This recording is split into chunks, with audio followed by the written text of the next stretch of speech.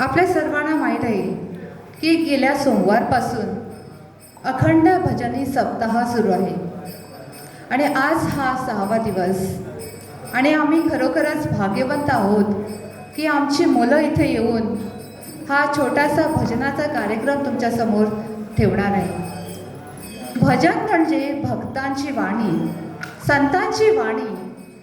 ह्या वाणीतून आपल्याला आपल्या जीवनासाठी अनमोल अशी वचनं त्यांनी दिलेली आहेत। ही भजनं ऐकताना आपल्याला या संतांनी काय सांगितलं आहे ह्याचा आपण बारकाईने विचार केला पाहिजे। संतांनी नामस्मरणावर खूप भर दिलेले आहे। प्रत्येकाने नामस्मरण केलं पाहिजे। नामस्मरण केल्याने आपल्या आयुष्यात चांगला बदल घडतो।